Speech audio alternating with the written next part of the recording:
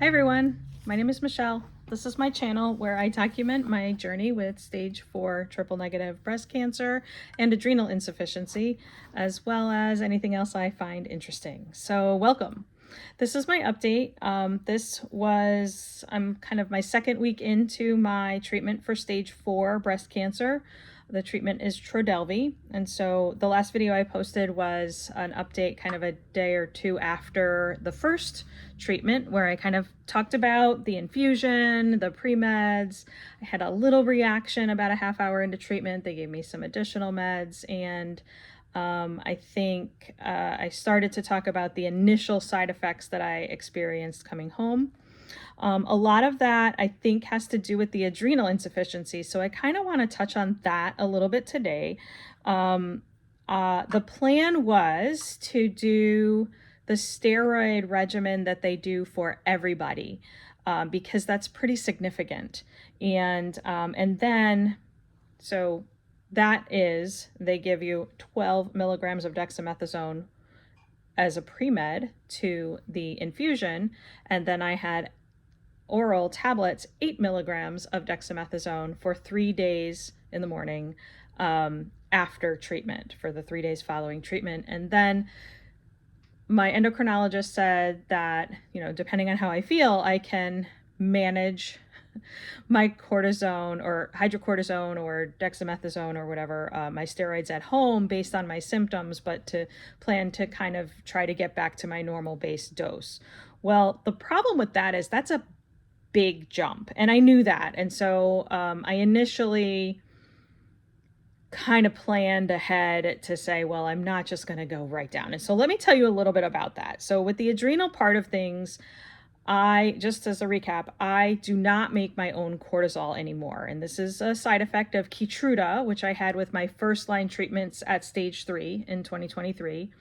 And so Keytruda damaged my pituitary, which means it no longer sends the signal to my adrenal glands to put out some cortisol. So I have to do that manually.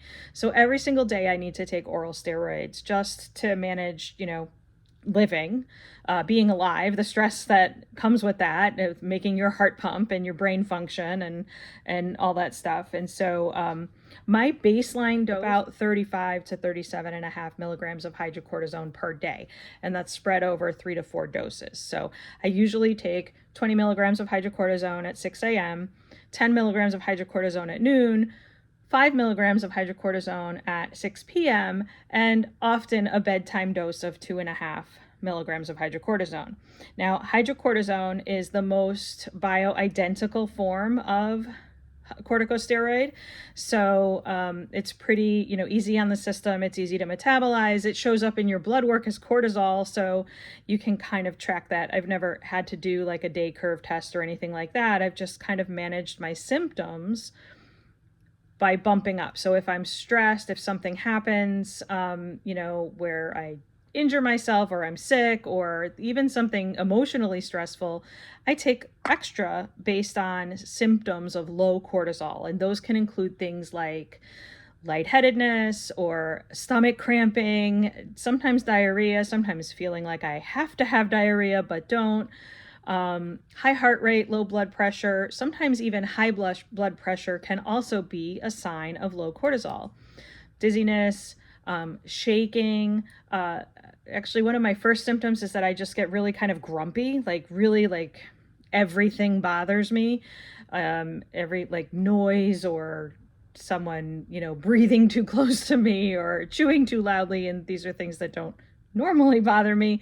Those would be kind of early warning sign. Now, I don't just pop more steroids when these things happen, but if multiple symptoms start to happen at the same time, that's when I would take a little bit extra, usually, 5 milligrams, 10 milligrams or something. If it's severe, like abdominal cramping or something like that, then I would take a little bit more extra. So with the plan with the Trodelvy, I get 12 milligrams of dexamethasone with the pre-meds. And so I had already had my 6 a.m. of 20 milligrams of hydrocortisone that morning. Now, let me also talk about the half-life and the equivalents here. So hydrocortisone, 20 milligrams, is the equivalent of about 3/4 of a milligram of dexamethasone. Okay, so 12 milligrams of dexamethasone is the equivalent of about 320 milligrams of hydrocortisone.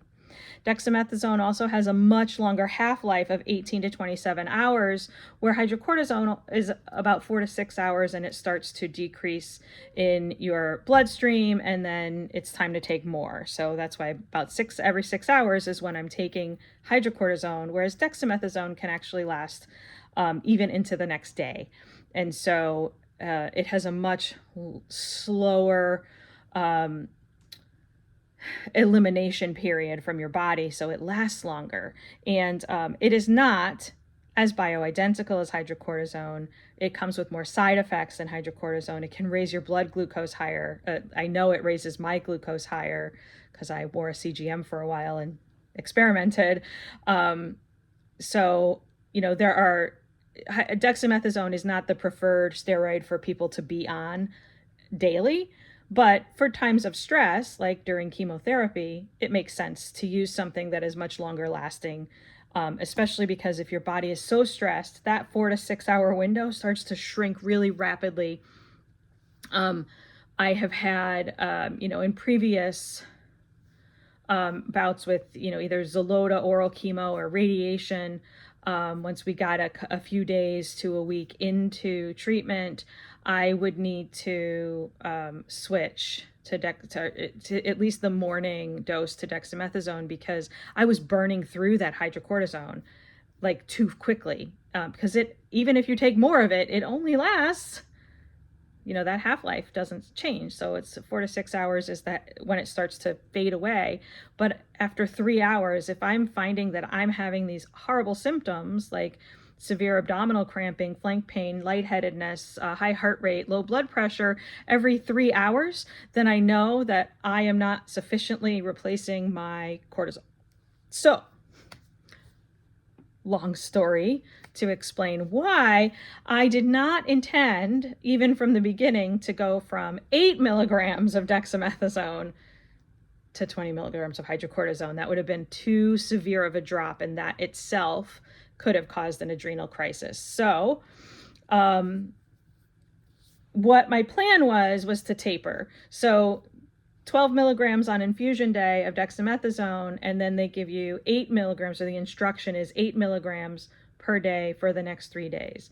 Well, I already knew that I needed a little more, and that makes sense because my body doesn't make any. And a normal person that had functioning adrenal glands would be also making their own cortisol to deal with the stress, in addition to the steroids that they're taking. So on infusion day, I had 20 milligrams at 6 a.m. At 10 a.m., we started our pre-meds, and I had the 12 milligrams of Decadron or dexamethasone. On the way home from treatment, which was around 5 o'clock, I started to have some abdominal cramping. I felt really jittery, really, that had that little grumpy feel, that little short-tempered feeling, started to get a headache, got kind of foggy. And so when I got home and took my evening normal meds, I also took another milligram of dexamethasone, just 1 milligram, which is about 30-ish milligrams of hydrocortisone. And that was fine. Everything subsided and got better. The headache went away. The cramping went away, and I felt okay. So the next morning after infusion, I took 8 milligrams of dexamethasone at 6 a.m. And around 3 p.m., I started to get that abdominal cramping. I felt really jittery, kind of had like not the chills, that's not the right word, like a jittery vibration. And I had a little diarrhea. And so my instruction from my oncologist was, at the first sign of diarrhea, take loperamide. And I had a prescription. He said to take 2, because diarrhea is like the #1 side effect of Trodelvy. And if I start to lose fluids a lot, that also because of not having adrenal function could be, really severe. So I took 2 loperamide to stave off the diarrhea. And so I did pretty well with that. I did start to feel better. I took 3 p.m. 1 milligram dex, and 4 p.m. I took those 2 loperamide because I did have that diarrhea, and I kind of hemmed and hawed about it a little bit, but then I went ahead and did that. And so the next day, which is the second day post-treatment, I took 8 milligrams of dexamethasone in the morning.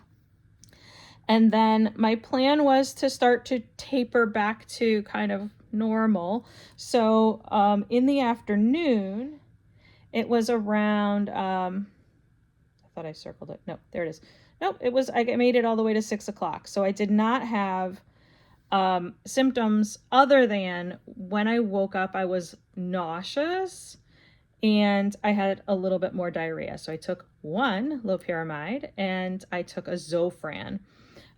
This is all again, if I vomit and I cannot keep oral steroids down, that becomes a hospitalization with someone with adrenal insufficiency. So 6 a.m. I took the 8 dex, 7:30 I took Zofran, and around 11 o'clock I took loperamide, just 1. Around 6 p.m. I took 20 milligrams of hydrocortisone. I was feeling okay. I just wanted to have that afternoon kind of bump, and that is normally at 6 p.m. I would take 5, but I hadn't taken anything else all day.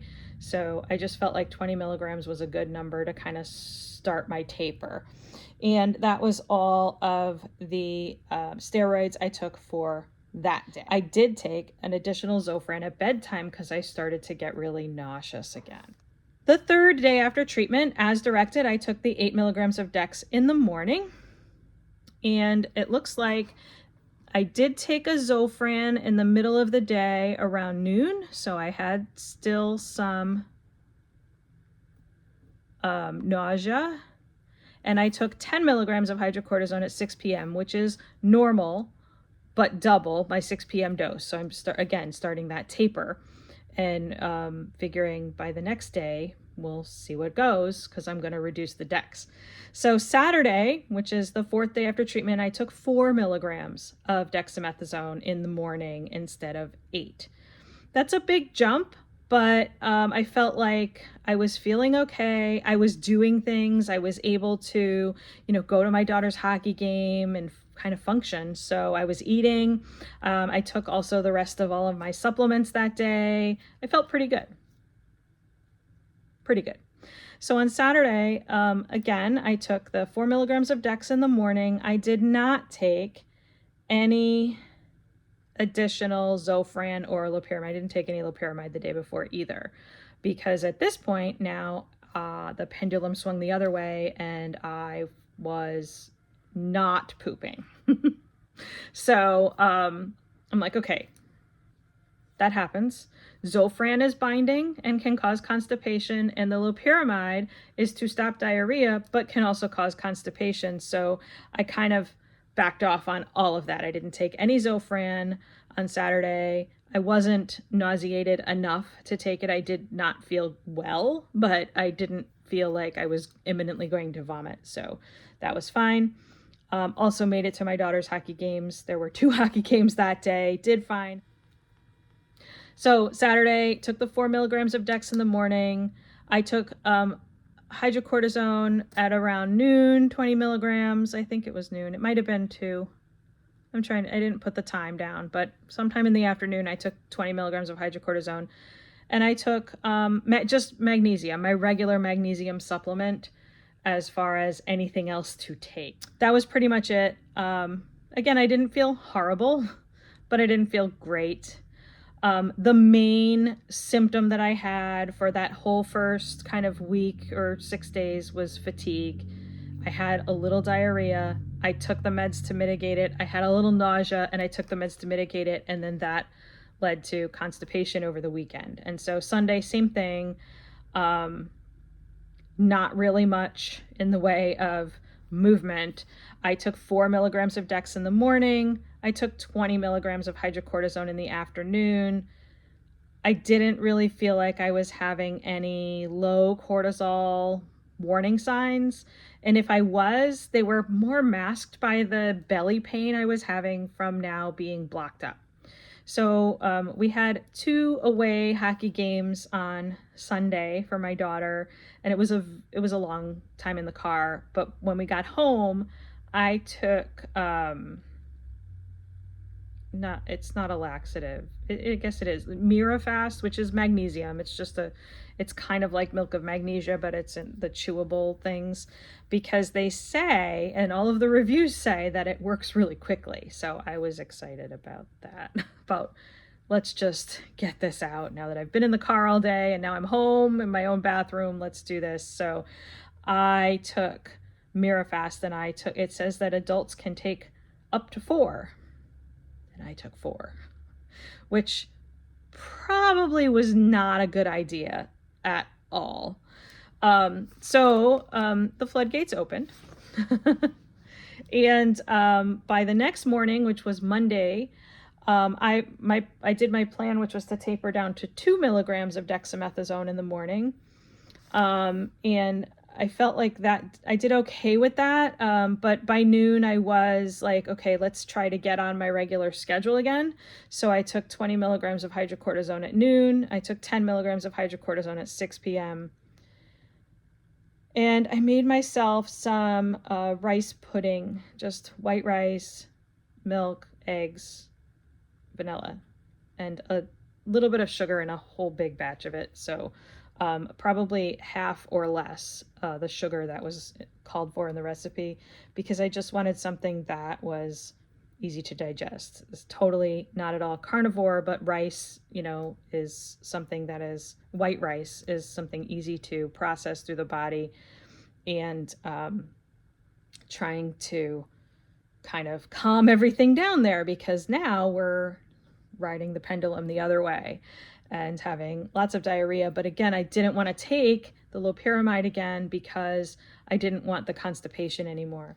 So Tuesday comes around and I go down to 1 milligram of Dex in the morning, which is approximately 30 milligrams of hydrocortisone equivalent. And my plan was to, by Wednesday, which was treatment day this week, be down to kind of normal, and then we'll start over.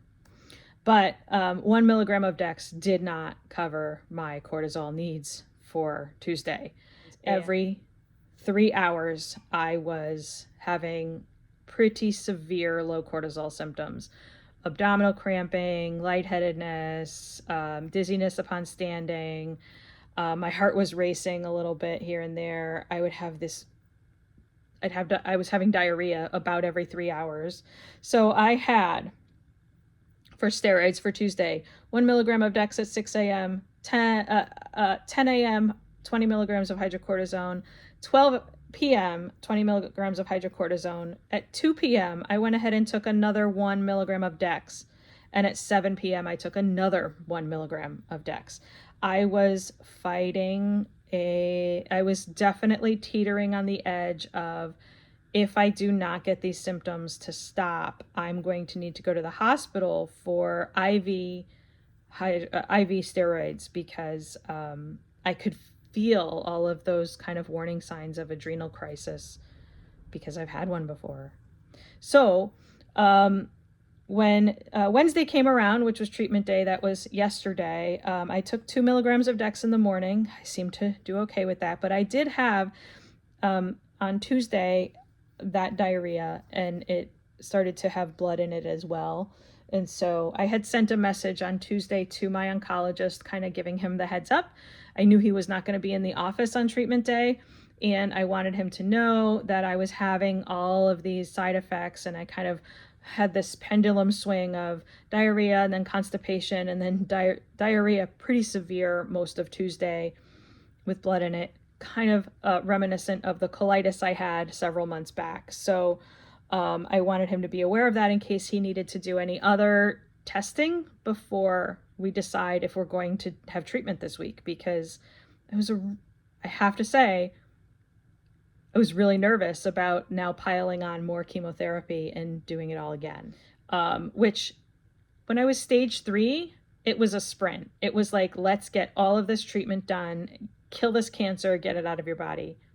At stage 4, the goal is not cure. The goal is to prolong your life and to have a good quality of life. And so the goal is a marathon. And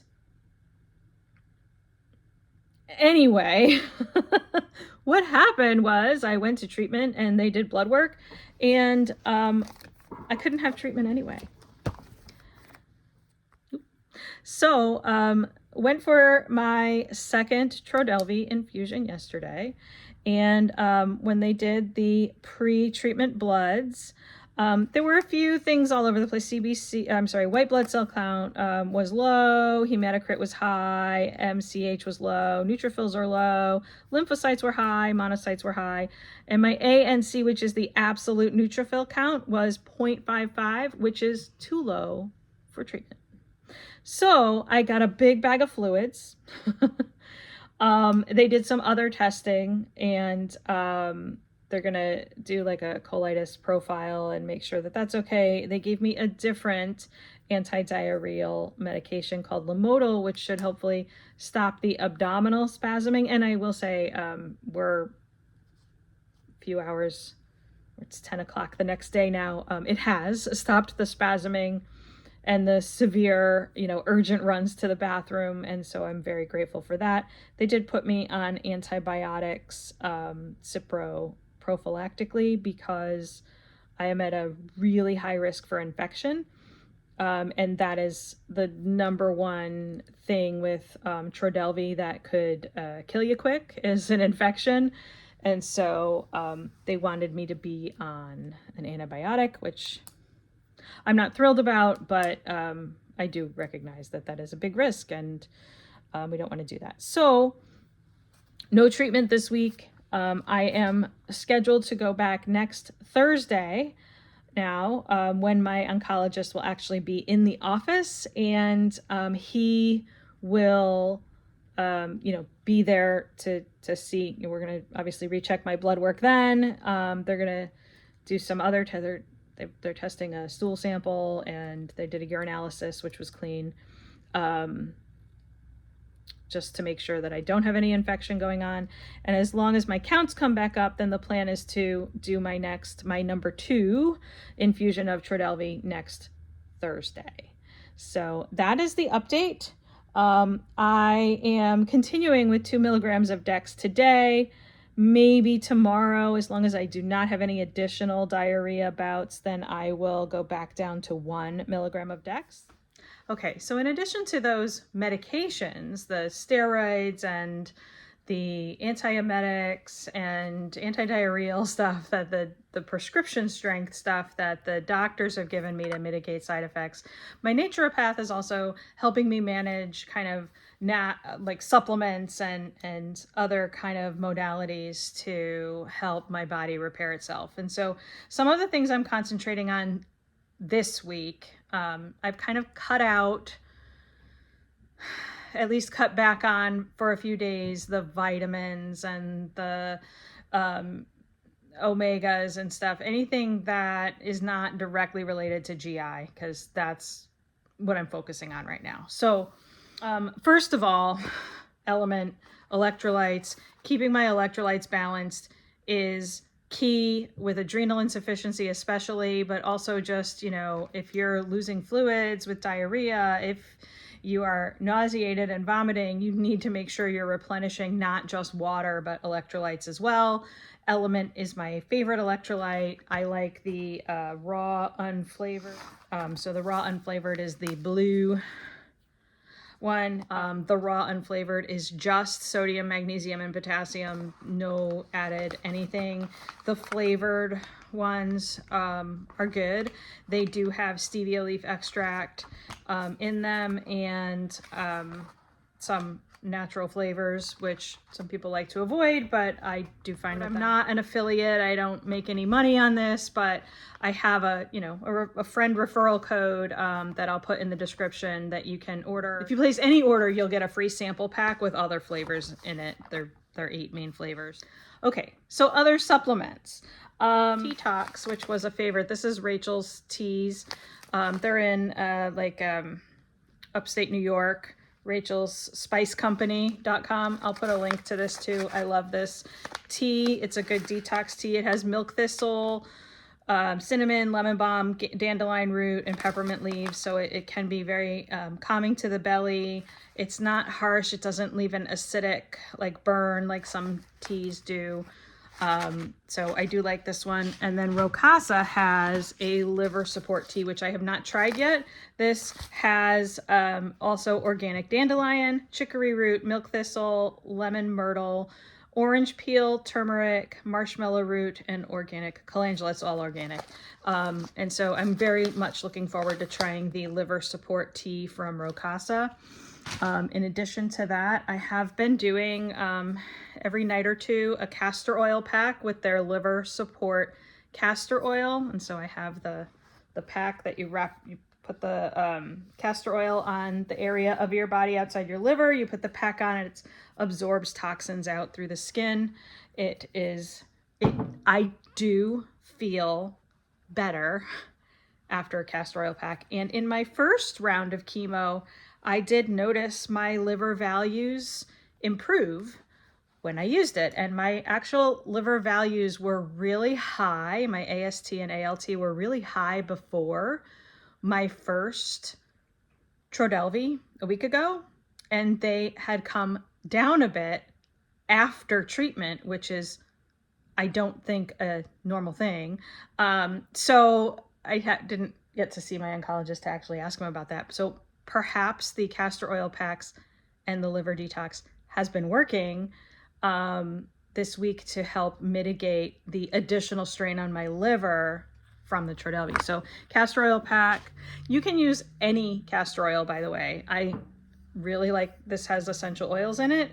Let's see, it is organic, unrefined, cold pressed, hexane-free castor oil with 100% therapeutic grade essential oils of copaiba, geranium, rosemary, lemon, peppermint, grapefruit, and ginger. It smells really nice. It's calming to me and I love it. But any castor oil, I have gotten just the hexane-free, pure Jamaican castor oil from Whole Foods, and I've used that in the past, and that is excellent as well for a castor oil pack. And finally, from Rocasa, there is a liver support herbal tincture and a relief herbal tincture for inflammation. And I've been using both of these, usually one in the morning, one at night or something. I use the relief a little more often for inflammation. The liver support is pretty, I think I've only been using, actually, no, I've only been using that once a day. The relief, sometimes twice a day. And it does help. I think it actually helps get rid of headaches and stuff too. So it's really good. Okay. Rest of the supplements. So I start my morning usually with coffee, with colostrum in it. This is the colostrum that I like. I will put Amazon links to everything that is on Amazon. If I've gotten it from Amazon or if it's there. L-glutamine. So I use this when I have GI problems, and my naturopath explains this goes directly to the places in the GI tract that need repair. This is the main amino acid that could help repair the intestines and the GI tract. And so 1 to 2 scoops is what I've been instructed. I usually do 1 in the morning, just in a little, I don't know, a few ounces of water, and I just do it like a shot, and it's I do find there is almost instantaneous relief from heartburn or general GI upset. Now this week has been exceptional GI upset, and so I've been doing 2 scoops this week, probably about 3 or 4 days now, in the morning of the L-glutamine. And I can do this up to 3 times a day, she said, but I usually just do it in the morning. Modified citrus pectin is the other powder. I usually like to mix this in yogurt, just full-fat Greek yogurt, either the Faye 5% or I actually like the Cabot 10% milk fat Greek yogurt. And I mix a scoop of this in. This is GI support and liver detox, and it is also cancer fighting. It's supposed to remove cancer cells that are when they die off. So a probiotic, this is the one that I have right now. This is the one I'm taking, which I've gotten off of Amazon. It's basically, when we're looking at GI, I look for lactobacillus and bifidus strains, and so that's what this has.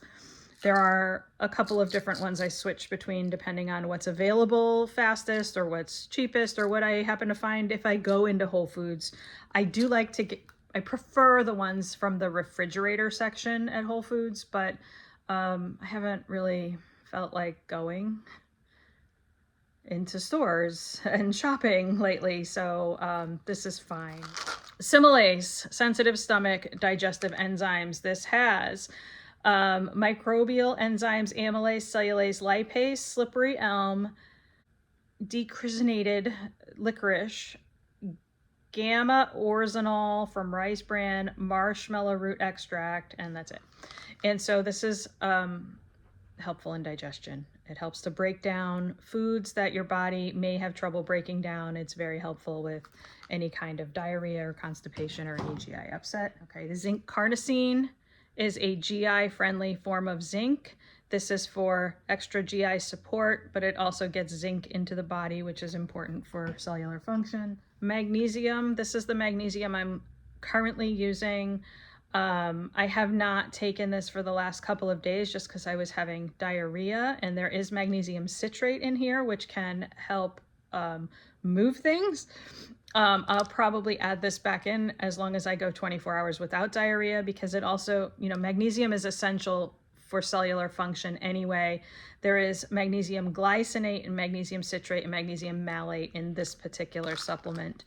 Lysine is supportive of the stress response, and since cortisol management is an important thing, how my body absorbs and utilizes the steroids I'm putting in. My body doesn't function and make its own cortisol, but I really do think that the lysine, if I take that in the morning as one of my supplements, I feel more even throughout the day.